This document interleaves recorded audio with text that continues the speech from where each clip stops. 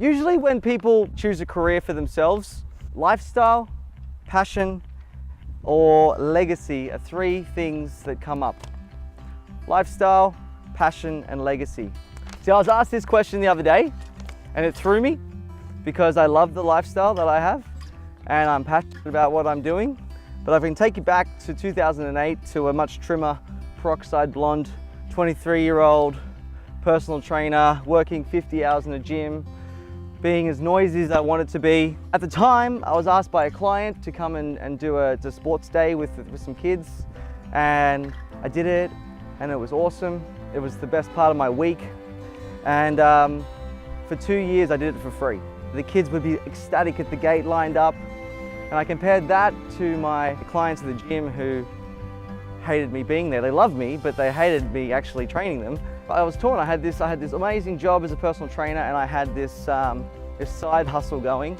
I eventually started charging for it in 2011, and then in about 2013, I was still working at the gym, and GrowFit was sort of, just doing okay. But the one story that sort of broke the back of why I decided to make this my passion was I got this phone call out of the blue from this mum, and she was laughing and she said, "My son nearly knocked me over on the weekend."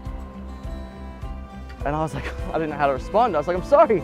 She's like, "No, he was at a birthday party with his cousins, and he was standing, his cousins were at the table and they were eating lollies and cake and chocolate, and he was standing back and he sort of had his arms crossed with this confused look on his face, and he slowly walked over. He didn't notice his mum was watching, and he slowly walked over and he picked up one single cupcake, and then he walked back to his mum and he said, "Mum, I'm gonna have one because I know this is a sometimes food, and I've been a very good boy, so I'm just gonna have the one."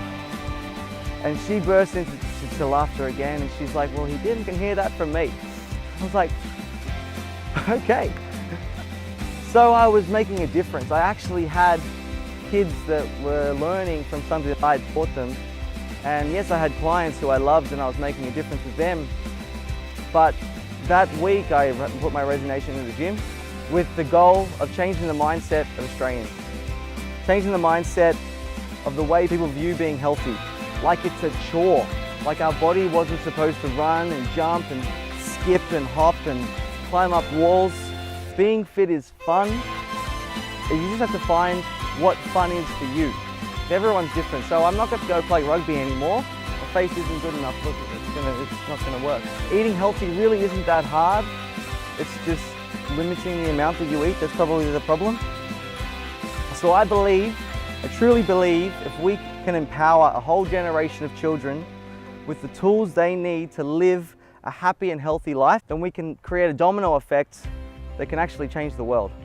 I chose legacy. So the point of that little story was our vision. GrowFit's vision. We had a managers meeting about a month ago and we went through what we saw for the future of GrowFit and where we wanted it to go. GrowFit's new vision is to empower children with the tools they need to live happy and healthy lives. Empower children with the tools that they need. Education, gross motor development, social skills, imagination, the list goes on.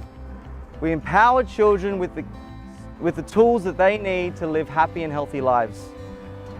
We don't run kids' sporting camps. We don't run, little kick the soccer ball around. We are empowering children with the skills they need to live happy and healthy lives.